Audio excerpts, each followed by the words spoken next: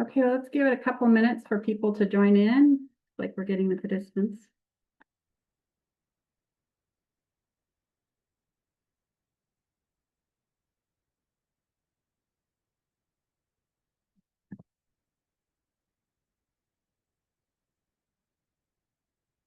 Allie, do you mind advancing the slide?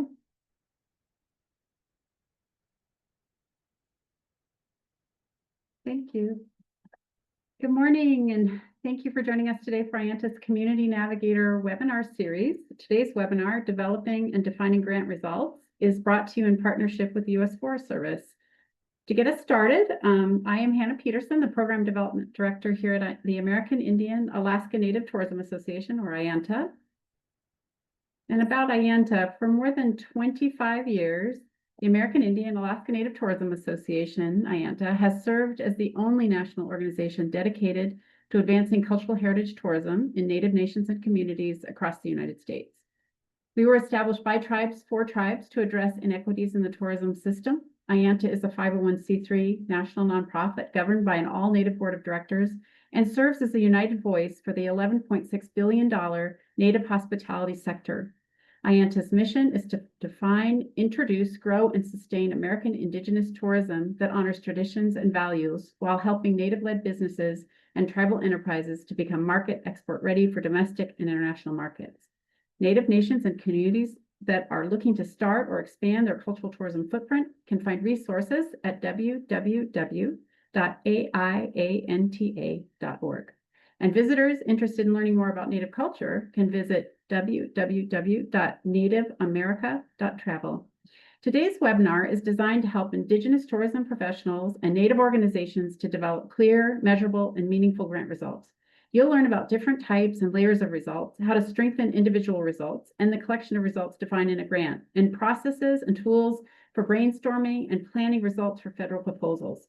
Whether you're new to grant writing or looking to sharpen your skills, this session will help you build credibility with funders, prevent grant delivery problems related to unrealistic results, and better communicate the impact of your work. We have much to cover today, so let me introduce you to our speakers. Our speakers today are from the Grant Plant. We have Allie Sanchez. She's the Director of Strategy and Organizational Development at the Grant Plant. And we have Laurel Meister-Schmuck, Senior Resource Development Officer at the Grant Plant. I will now pass it over to our presenters. If you have any questions, please place them in the chat or in the Q&A, and we'll try to get to them at the end of the presentation. Thanks so much. Thank you, Hannah. And hi, everybody. Today, we're going to be talking about grant results, especially in the context of something like a complex or a federal proposal. And we here at the Grant Plant handle a lot of federal proposals, a lot of very short turnaround ones right now, in fact. And we serve about 50 clients a year, including a number of tribal clients, Indigenous-led organizations, Indigenous schools, and other trade and tourism and economic development clients as well. So let's start just a quick bit about what do we mean by results. So that's kind of a broad basket of questions you might come across in a grant proposal, like tell us some objectives, or what are your outputs or outcomes? What are your goals? So they could be very specific targets. They could be broader aims of what you're trying to accomplish. And we'll go over those different types, but that's what we're talking about when we say results. So I will hand the mic over to Laurel, and she'll start us off with a bit more background, but that's the gist of what we'll be talking about today. And then next week, we will be also moving on to logic models, where a lot of times results are captured into a single visual representation. So that one will build on today's session.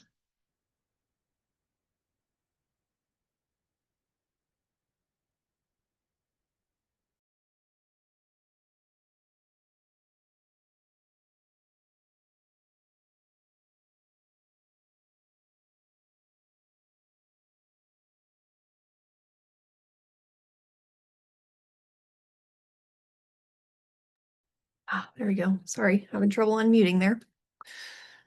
So in this section, we'll talk about the placement and importance of results in federal proposals, including some basics and some deeper currents running under agency instructions. So here we see the sequence of a typical federal grant narrative. Note that project results may be embedded within sections on goals, evaluation, or even capability and capacity, especially on shorter proposals where real estate is limited.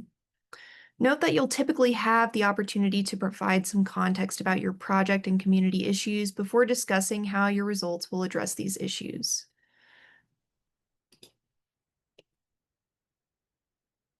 So, sharing anticipated project results serves a variety of functions within federal grants. Understanding what results you're aiming for can help hone in the scope of work for your project and define what progress looks like. And with well-defined results, you'll be able to tell whether your activities are working and have the effects you intended. And furthermore, if you aren't getting the results you intended, you'll be better positioned to identify gaps and make adjustments for continuous improvement. With federal agencies, results play a key role in building trust. While relationship building can be a very effective fundraising strategy, federal agencies rely on rigid systems of accountability to vet grantees, report key results to Congress and taxpayers, and build knowledge in the field. This means that federal grants place a heavy emphasis on metrics and logic. On a more granular level, specific grant programs are governed by underlying legislation, regulations, and funding purposes that dictate key result areas. This means that federal grants may have several layers of different kinds of required results, meeting different program or agency needs. And then depending on the grant, performance measures may be specifically dictated by the grantor or proposed by the applicant, and may require attachments like a logic model or a work plan. Lastly, keep in mind that if you're awarded a federal grant, you'll likely be required to report interim results and progress over the life of the grant. Returning to this idea of results as building trust, there are several dimensions to consider. For example, think about the fact that federal agencies and grantees are interdependent. Just as you rely on a grant to fund your work, federal agencies rely on grantees to do the work needed to bring about the change they seek. So, what might funders want to trust about you? A well-crafted set of results signals to funders that you understand the problem you're trying to address, you understand community needs and the population you serve, you understand what works when it comes to creating change, that you work well and are able to plan and deliver programming, you can manage funds responsibly, and that your staff has the experience and you have the right partners to be successful.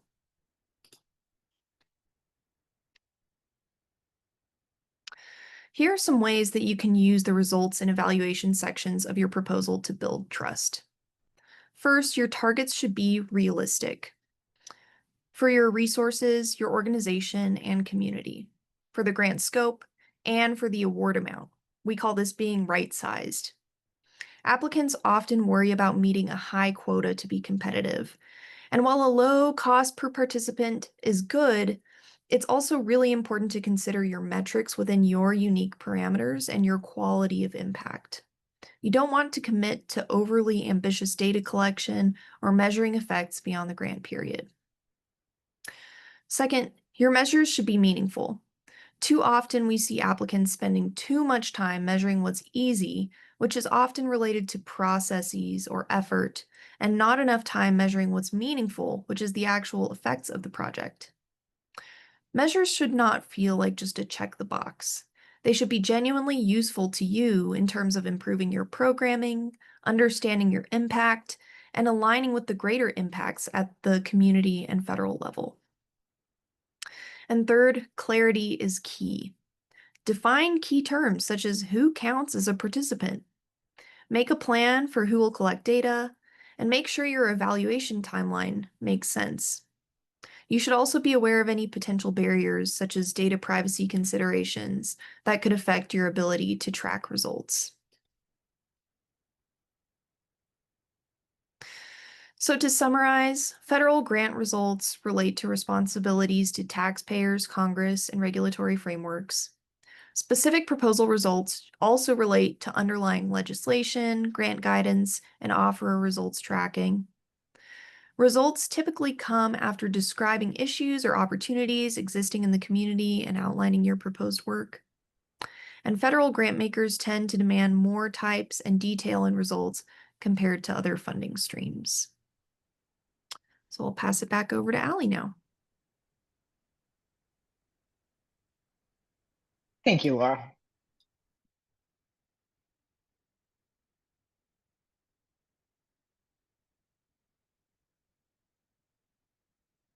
I'm just trying to make sure I can, there we go. Oh, wait.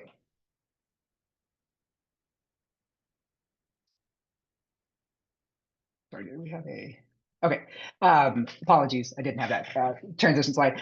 So we're gonna start talking about specific goals or specific results, starting with goals, but a caution I wanna make sure comes across very clearly is that there are widely understood definitions of goals, objectives, all these terms we're going to be talking about. And it's pretty common to have a funder who maybe has a different definition or something very specific they're looking for in that. Sometimes you'll even see what would normally be one type of result actually described or termed as another type of result. And the way to kind of handle this is to pay attention, follow their lead, and define, use, and adapt based on how they see these different terms and what they're looking for. So we'll go over kind of the commonly understood definitions and what those look like, but always pay attention to what an actual funder is asking for, what their guidance or examples look like, those types of things. Okay, so for goals, these are what we consider overarching aims. They can be things that are, within the term of the grant or even broader in time, even ones that you alone can't accomplish, or maybe no one can accomplish alone, but are a good North Star aim. They're usually not specific or worded specifically enough to be able to measure on their own, though a common thing funders will ask for is measurable and specific goals. At that point, follow that lead. These are really about what's the desired future state you're looking for, whether it's addressing a problem or taking advantage of an opportunity, those sorts of things. And it, again, may be beyond the timing or the scope of what your ability as an agency or an organization is. And if we think of them, they're kind of the alternative of what you might start a grant with in a need statement of describing current problems, challenges, that sort of thing. So it's a little bit of the other side of the pendulum of here's where we're at, and really here's where we would like to be. Here we see a few examples. They can be somewhat tangible, somewhat intangible. Again, time or scope may vary. So we have an example of a goal here: create greater economic opportunities for tribal members and economic sovereignty for the tribe, or ensure all elders can age in place with dignity and wellness through a home visitation and health services program. Make sure hunger is never an issue or a barrier to learning for students in New Mexico. So these ones are pretty broad, probably not something you accomplish within a grant term. Oftentimes you do want those within the grant term, but again, really big, 1 to 3 usually, large results that you're all moving towards. Okay, the next one we have are objectives. So for objectives, these are typically medium level. So we're coming down from the goals, that broad vision 1 or 3, into a set of more specific achievements or milestones that are part of the proposed work and within the grant period specifically. Now they can focus on process or effort, as Laurel mentioned, measuring the stuff that's sort of easy because we know we're going to do that. It's not always easy to do it, but or focus on the impact or effect that you're trying to have through the work and activities and strategies you're using. These should also be pretty limited in number if you're given the ability to control that. Typically not going to want to get more than 5. 3 to 5 is a good number for objectives. And we want to think about objectives both on their own and also together, so that we're considering that a set of objectives tells us that we're doing the main things to advance towards something like a major goal. And it generally covers the bases of your work. Now, a thing you'll commonly see for objectives or even for goals is the idea of making it SMART. So there's a couple different iterations, but that often means specific, measurable, achievable, relevant, and time-bound. So here they're looking for a specific structure in how an objective is worded, so that the funder is able to see if it's been accomplished, understand exactly what you mean, get a sense of whether it's a reasonable aim, and know what time period you're talking about. So here's an example of a SMART objective. The food bank will distribute 1,200 bags of food to international district families by December 2025. So we have the time bound of the December 2025. We have the specificity from that 1,200 bags of food that seems measurable if you have the systems in place. It's specific. It's saying who we're giving it to. Whether it is realistic, that depends. Hopefully it is. But when we see that SMART structure, especially for objectives, this is the type of thing we're talking about, or they're talking about. Next up, we're going to talk about outputs. So we'll see sometimes terms like what are your outputs or deliverables, and what are your outcomes or results or impact. So outputs, sometimes called deliverables, are pretty detailed. We're now getting into the nitty-gritty layer of results. And roughly they're sort of projects or products from your activities, things that are produced from the effort you plan to do. It doesn't necessarily make it effective. It doesn't mean you're accomplishing what you're trying to do in terms of change in the community, with a population, with a program. So I like to think of it oftentimes as outputs are things that you can oftentimes put on a table or put in an email. There's a tangible or digital thing there in terms of a product. Now, if we look at some example outputs, that could be a new 4-unit outdoor education curriculum. It could be, impact and engagement data from a marketing campaign for tourism, or the actual advertisements for it, those sorts of things. The counterpoint of outputs are outcomes. Here's where we're really getting at the did it make a difference part. So what types of outcomes are they? I like to think of it as sort of, so a lot of them are between the ears. They're changes in people or constituents.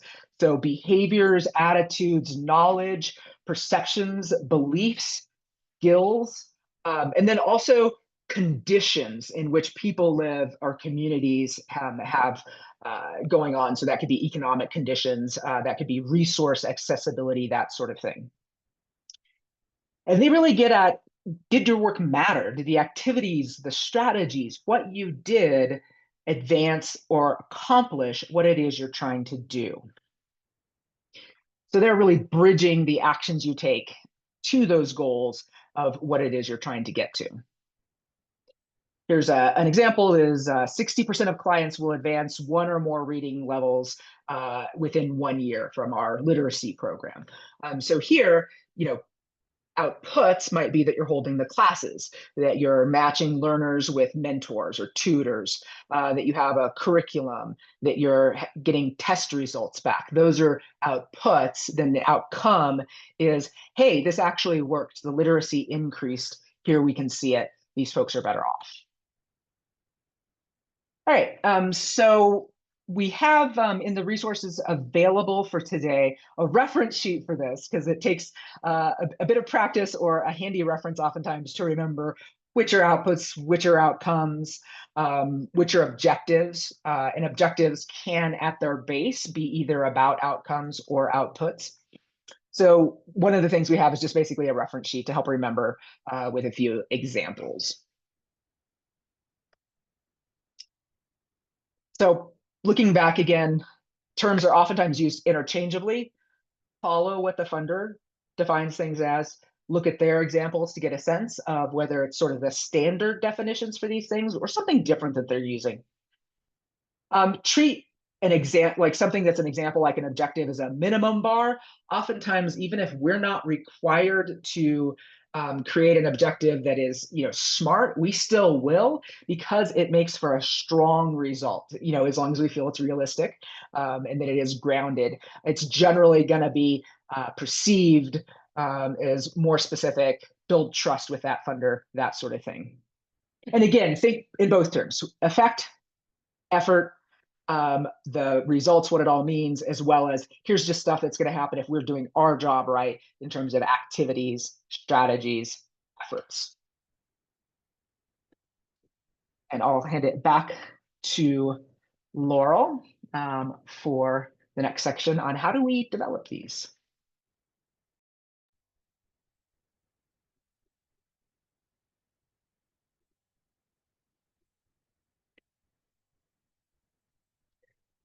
Great. Thanks, Allie.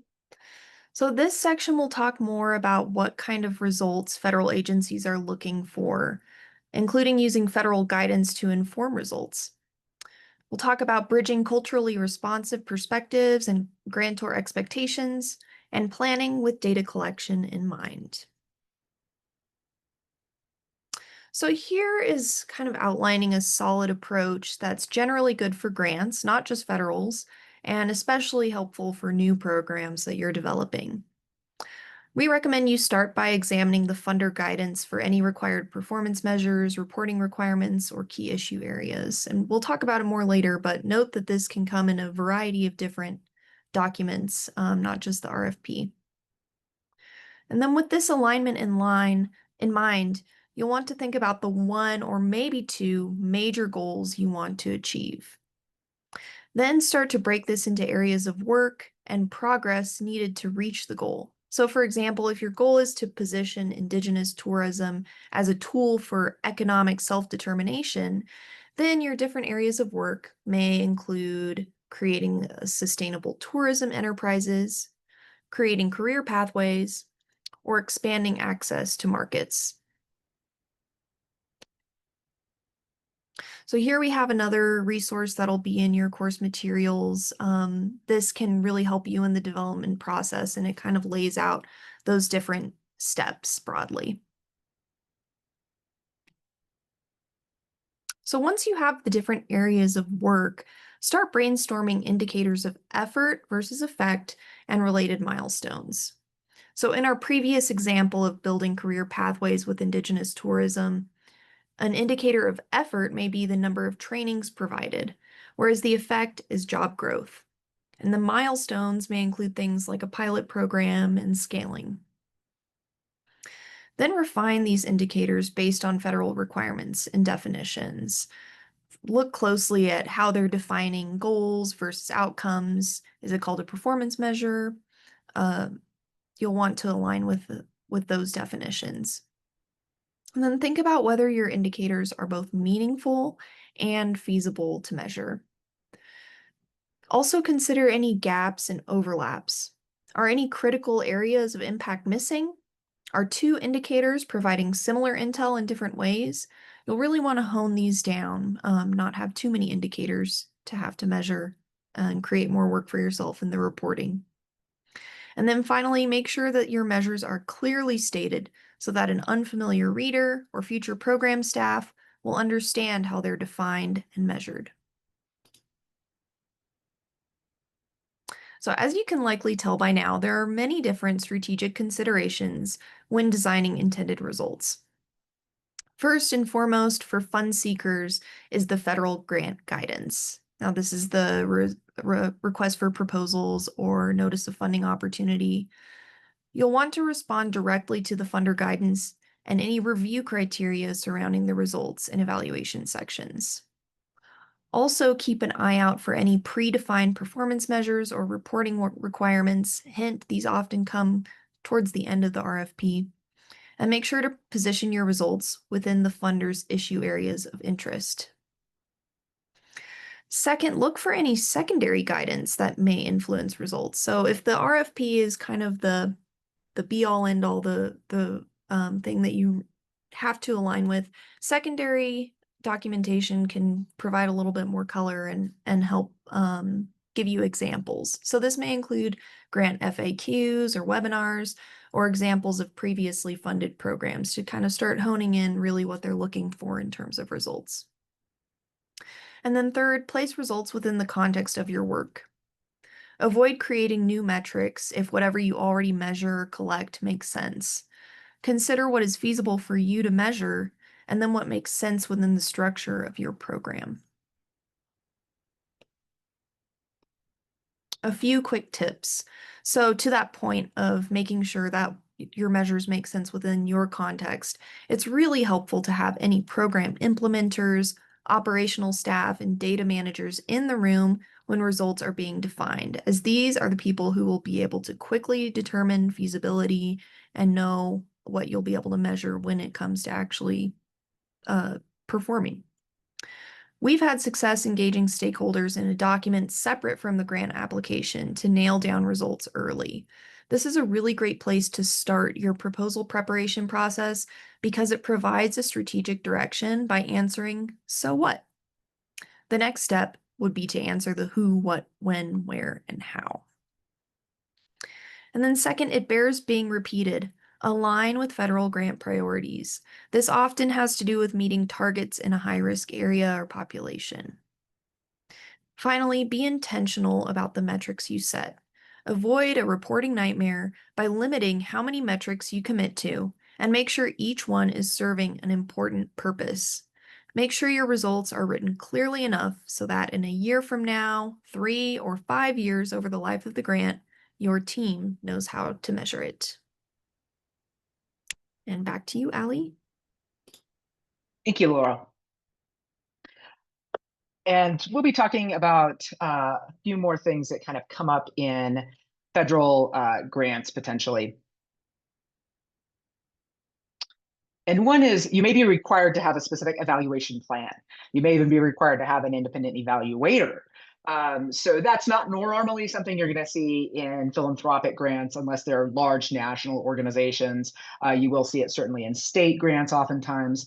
So public grants and larger philanthropic sources may have them, but usually you'll stick to results when it's smaller grants. Now, just measurement is sort of data collection, that sort of thing. When you get into the terms like evaluation, this is really getting at insight and looking at whether that greater meaning is accomplished, what you learn from things. There might be dissemination of findings to greater communities, that sort of thing. And a lot of times when you see the word evaluation or evaluation plan, you might get a little bit nervous and think that it has to be a scary or major undertaking. They don't need to be huge or expensive things. Sometimes that's required, but think of it really as what's right size to the program or project, the grant size and activities and scope, and the funding amount.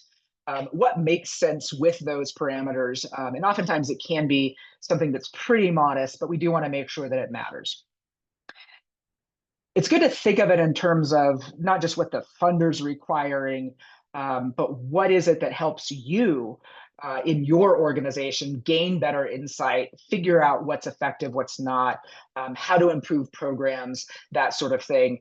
A lot of times you anecdotally know a number of things, but that's because people told you or staff told you. Here's an opportunity to actually test those situations, get more of those assumptions, get more information, and then also have data, have a formal process that you're able to point to in seeking more funding or seeking additional rounds of the same funding. So they can be great tools to help you also garner more resources. It's also your chance to track beneficiaries or partners a little more rigorously to get a better understanding of where your program is succeeding in relationship to those sorts of things, where there might be gaps or barriers that people are facing or organizations are having in accomplishing what it is that you're all trying to do. And it can be something as simple as a pre and post survey or a listening session with partners held periodically, those sorts of things. When we think about evaluation, you don't have to include or know all of these, but just a few term pieces to think about. We talked about that in effort and effect piece. So that's sort of the actions focus and the impact focus. Both are important. It's important to accomplish activities, hopefully do them with quality, and then see, was our theory correct?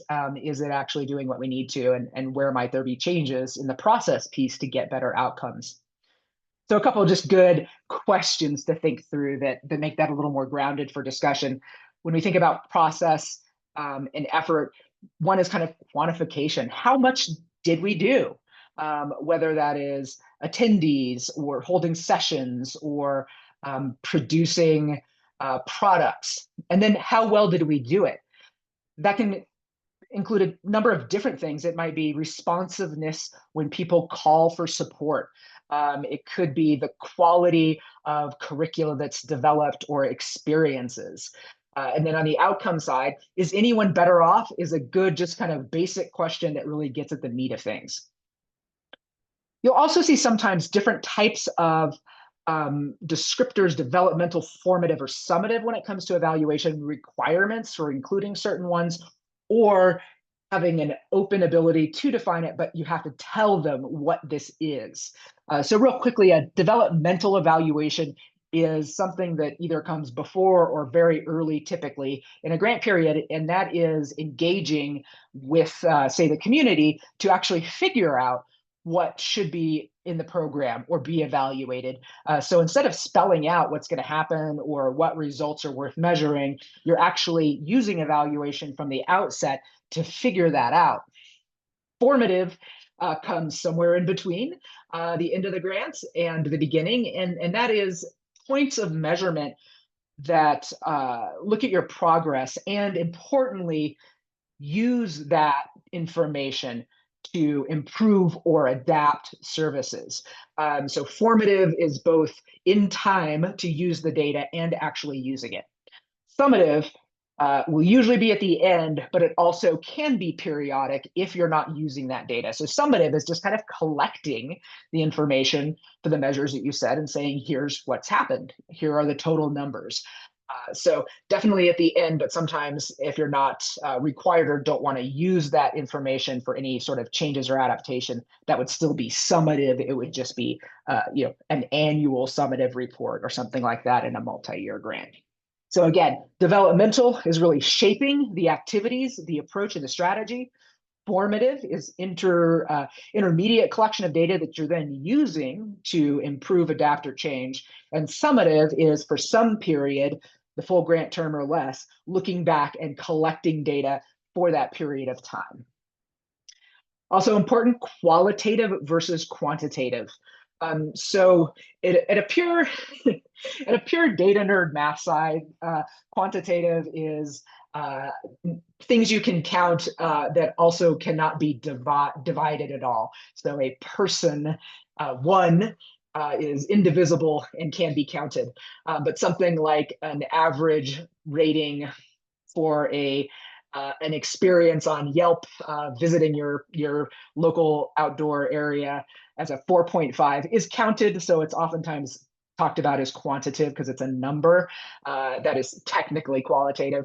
But quantitative in funder terms is usually numbers being produced. Something's being counted, something's being rated, something's being having a quantification or numeric thing applied to it. Qualitative is generally more open-ended questions, people's feedback about things. It's not inherently measurable. It's not countable. So if we're thinking about something like a survey, we may have some questions where people are selecting a response or doing a rating, and then other ones where we're asking them, hey, what was your favorite part about this? Or what are your suggestions for improvement? What worked for you? Those sorts of things. Those would be qualitative questions. So similarly, outside of a survey, qualitative could be focus groups, listening sessions, feedback from constituents that's gathered, whereas quantitative could be counting your project, your effort, or using counting and number responses for the effect as well. And there's tons of different methods you can use. It's very easy to, search for projects, find out how people have measured it in the past, that sort of thing. So that's a lot of potential areas, potential things to think about it. So sometimes it's helpful just to distill that back down and ground your thinking when there's so many things you could do and ways to approach stuff. So when it comes to evaluation, both right sizing for whatever the grant and project is, and then kind of thinking of the idea that it should be at the intersection of we can measure it, it is meaningful, we can use that information, and it meets funders' needs.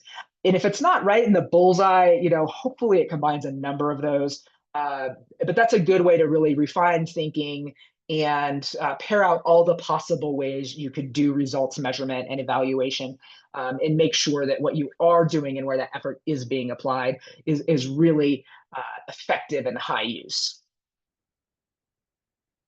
Okay, so one thing that may or may not come up for you all, but is worth thinking about is sometimes the frameworks or required measures or ways that a funder, especially a public government agency, thinks about evaluation or thinks about results measurement may be incongruous or not really how you would like to measure things. And especially if you're trying to bring an Indigenous framework or a cultural framework to how you think about what success or progress looks like. We don't have time. We could spend an entire day talking about this. So I'm just going to touch on a couple things here really quickly. Part of it, especially with public grantors or major foundations that are unfamiliar with you and your work, is you have to kind of make the case for using something if it's very different than what the funder is using. Some quick ways to do that are cite existing research or existing write-ups of Indigenous evaluation frameworks, tenets of that. It might be your own tribal ways of defining what matters in certain areas, discussing the context of cultural and value-based considerations, as well as what defines success. And part of that could be developmental evaluation of, hey, I know there are standard ways that people think about successful tourism, but let's actually talk to our community. What is it that they value? What looks like progress or looks like benefit to them, not what is kind of standard in the field. So sometimes that developmental activities or just engaging folks on a regular or through some sort of listening post can help define that, and to be able to point to that and say, this is what we hear from the community in terms of what they want to see as the impact of greater tourism here and what they don't want to see. So that's a good way to ground something that's different than what might be kind of prescribed by a funder. Also, there may be other considerations, especially if you're talking about a tribal area, and especially if you're from specifically a tribal agency. So part of it is looking at, are there data sharing, data policies, IRB, those sorts of things. Like, what is it that is okay to share? What is it that we don't want to share? And what is our responsibility to share back out to the community? Also, you can think about required measures in terms of how they may translate to cultural concepts. We've had a number of projects where we're looking at that alignment with existing models, whether that's four directions or corn concepts or whatever it happens to be, that are essentially looking at things in similar ways, and then kind of thinking about that in terms of, okay, that is actually kind of an outcome, or that is about measuring this important aspect of what holistically success looks like. So there's a number of ways to digitize your results measurement and your evaluation. Here are just a few suggestions, but it usually does require building trust and context enough for that reader to see. And usually when you do, they get pretty excited about it. We actually have had good success, even at the federal level, in suggesting pretty different frameworks for evaluation and measurement. So potential approaches, we've talked about a couple of these, engaging community or portions of community in evaluation results design and measurement, centering Indigenous perspectives. When you are hiring out an evaluator, maybe you are specifically looking for Indigenous evaluators as well, or at least getting the word out in those circles. The staff who is maybe working with the community members, typically going to have more trust and be a better fit if that person is also from the community. So thinking about those in particular, what builds trust, who has trust already, what centers Indigenous perspectives within developing those out or doing those measurements. There's also, several Indigenous models of measurement out there, and different associations, institutes, and collaborations that sort of focus on that.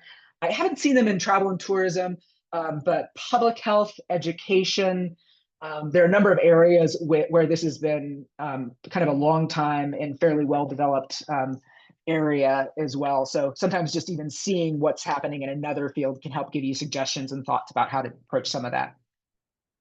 Also, if you're engaging community members or elders or local community organizations, pay people for their time if you're able to in the budget or otherwise.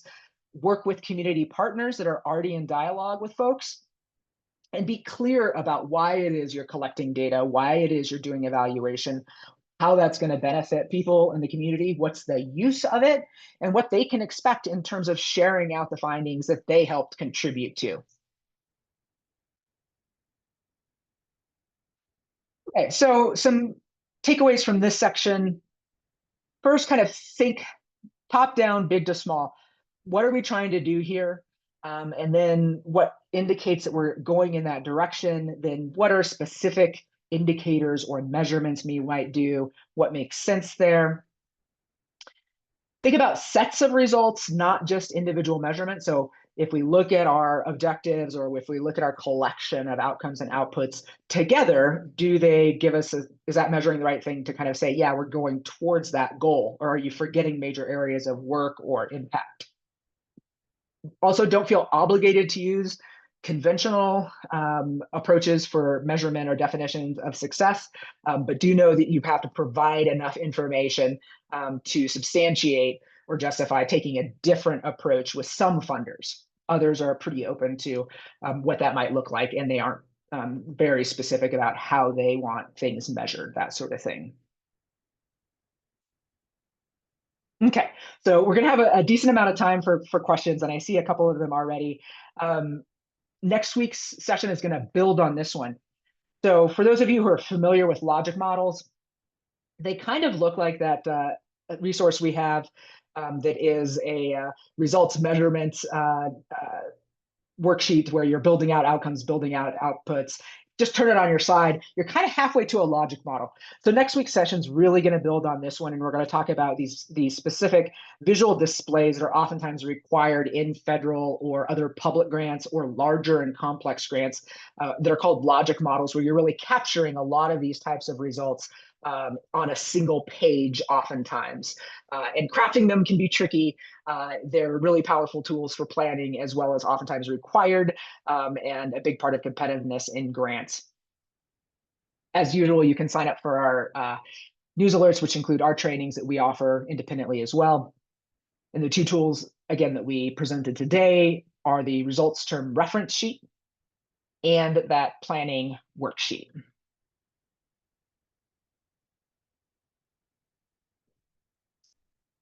And I see we have one question already, which is, the example of objective and the outcome are similar to me. Could you explain more of the differences? And sure. So an outcome can be turned into an objective, and an output can be turned into an objective. An objective can focus on either of those, an effect or an effort. So you'll see objectives that focus on things that could be outputs or outcomes. So objectives, though, a distinction I would think of is it's that medium layer. So when we see a set of objectives for a project, those are going to be high enough in in the results ladder that together they should indicate we're going towards our goal. So you would potentially have a lot more outputs within a project than what you would want to focus an objective on. So an objective, for say some sort of instructional or educational effort might be that we will hold 4 cycles of a community training about environmental care, whereas the actual outputs and outcomes could be much more detailed, that we're going to hold however many sessions, we're going to involve however many people, we're going to do pre and post testing of their knowledge. So objectives typically a higher layer, but they can focus on effort or on effect. So judiciously choosing to probably have a little bit of both, but at that higher level is how you think of objectives, but they can have, very much mirroring on some of your major outputs and outcomes. And other questions? Can I just ask for a little bit more discussion on, you had mentioned at the beginning about how there is a shift that's happening in the federal grant landscape and how these kind of approaches might be helpful in addressing that shift. Sure. I have talked about a couple of them. One of them is right now, and some of you who are attending are probably living this experience at the moment, is a lot of the federal grants, due to the fiscal year end coming quickly, are coming out with very fast turnarounds. Results sections are some of the trickiest oftentimes to really do well. So using these approaches of kind of thinking through things top down, what is it we're really trying to do? What are the major buckets or areas of things that we think would be good to have as the focus of objectives, as well as what are the key things we'd want to measure for effort and effect, can be helpful. And then putting together, using something like that worksheet that we presented before you're in the midst of maybe a 1 or 2 week turnaround on a federal grant, to actually think through those about your program ahead of time, especially if it's something new, of what do we think might be the results that are, especially important here. We'll talk about logic models next week. Those are oftentimes done just for a grant, and I don't see changes. They still seem to be popular in terms of agencies that require them. But they're also good to do when you're thinking about program design or launching something, irrespective of whether there's like a grant deadline or something like that. So yeah, so with these rapid turnarounds, having to come up with results quickly, using things like our Venn diagram of like, does it matter? Can we use it? Is it aligned with the funder things? We're working on a lot of really rapid turnaround projects right now for the federal government. So on the speed run method is typically going to be looking through that RFP or NOFO, that instruction set of exactly what's being reported on. At the very beginning of the instructions, there's usually kind of the purpose and what they're measuring. So starting from the outset, really with those critical pieces of information about what the funder they care about for results, and then going through and looking at the measurement or results section and the criteria. So I want to know kind of all that information before I start brainstorming, especially on these really fast turnaround federal grants that a lot of people are having to navigate getting submissions in for right now.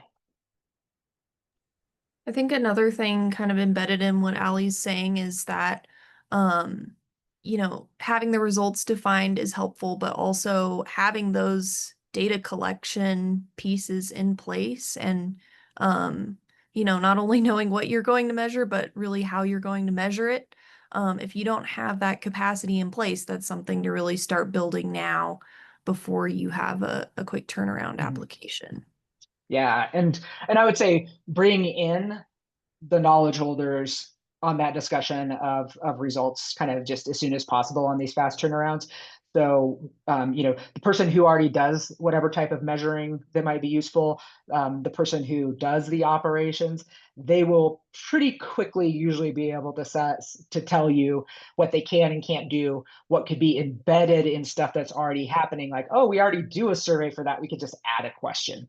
Or, hey, we have a feast every October that has a lot of overlap with who we're talking about.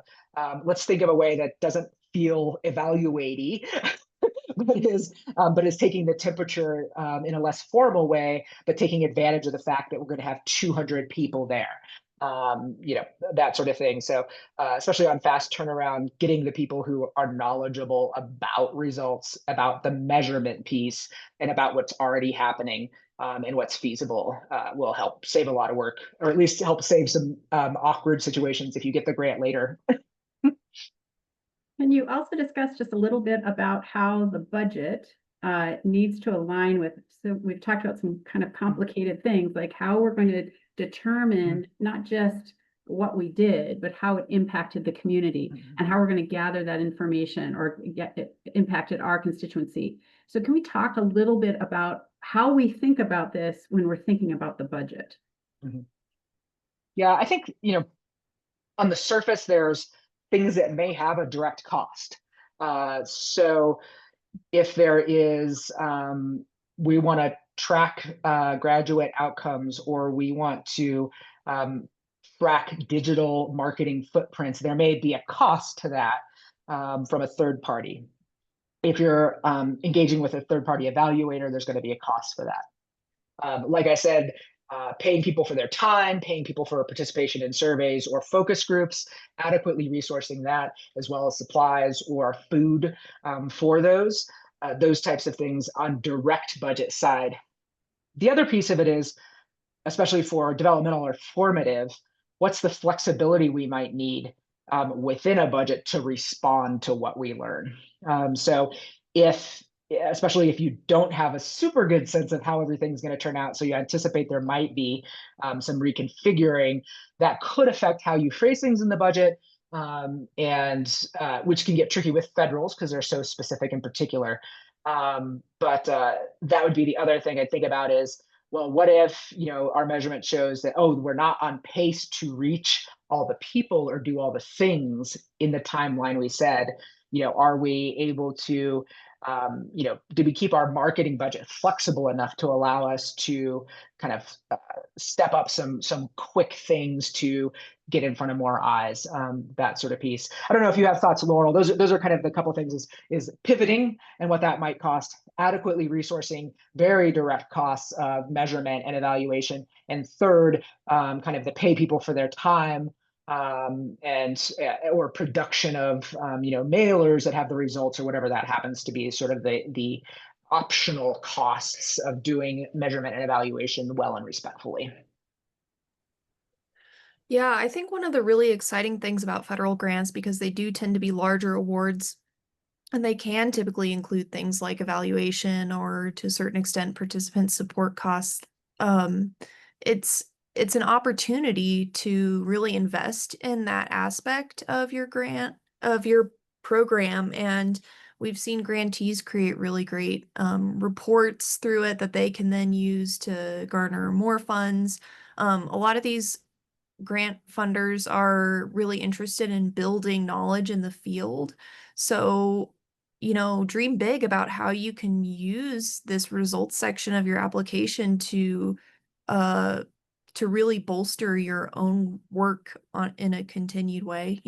Within reason, you don't want to just dream up this whole new a ton of new metrics that you're going to have to measure in a new way, but if you can kind of push yourself to expand, the federal grants can be a really great tool for doing that.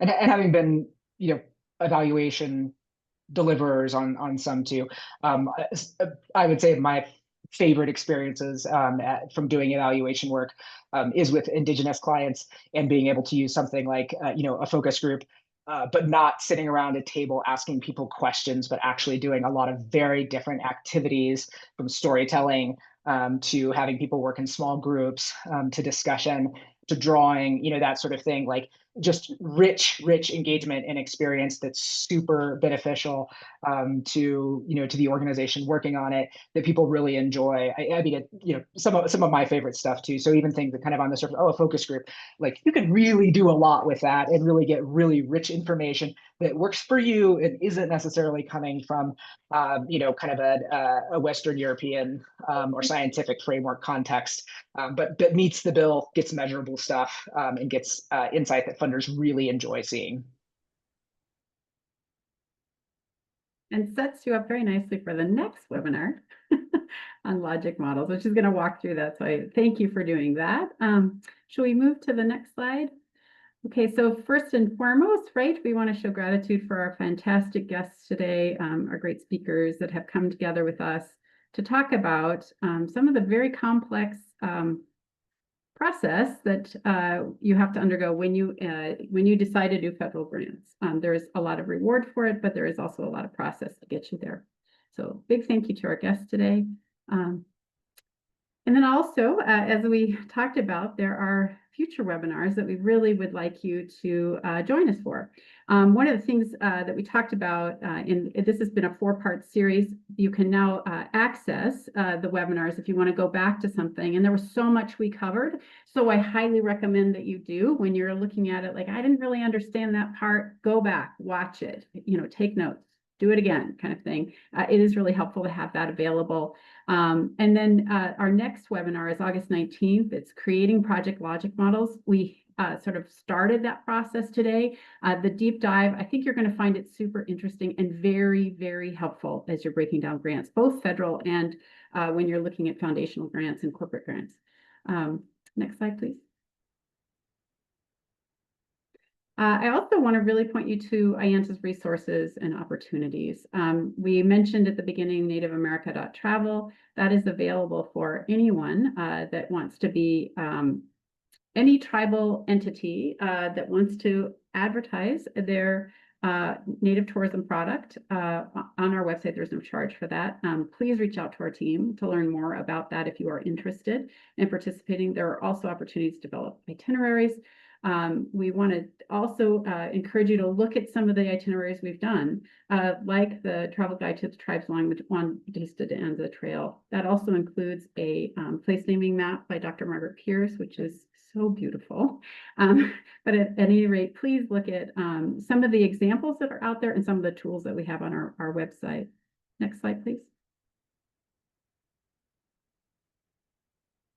These are some additional materials that you can look at. Every year we do the top 10 Indigenous experiences. We take this to the international marketplace. Please let us know what you've got, right? So that we can include it. These have been very, very popular. We always give them all out. We never have any left over. We've also been asked for cultural protocols. We've created a general form that can be used by tour operators. We also have on our website a tool we created in partnership with Leave No Trace so that you can develop your own. And then American Indians and Route 66 are another example of a guide we have created. Next slide, please. Okay. I cannot stress how wonderful our conference is. I invite you to come to the best national conference on Indigenous tourism. We are the only national conference on Indigenous tourism. This year we are being hosted at the beautiful Pearl River Resort in Choctaw, Mississippi. It is a week of gathering. It is a week of friendship. It is a week of Sherry, our CEO, yesterday said it is a coming home. So I think I have to tell you I am biased, but please join us. It's an amazing opportunity to learn and to come together. Next slide, please. Also, we have in partnership with Arizona State University, Sustainable Tourism for Native Nations and Communities. It's a professional certificate program. You can find more information on our website. The registration deadline is September 24th. This course is completely online. You don't have to go to Arizona, although not a bad time to be in Arizona. At any rate, it is a partnership that we have developed to create a training program specific to Native Nations and communities. We really recommend that you take a look at that, and I hope you can join us on that program as well. Next slide, please. All right. Thank you all for your time today. Thank you for joining us for this webinar. It will be on our website here shortly so that you can go back and listen to it if you'd like to, and really dig into those sections where you wanted a little bit more time with it to let it soak in. So again, thank you so much for your time today. Thank you to our wonderful guests. We look forward to seeing you at the Logic Model webinar. Thank you, everybody. Thank you.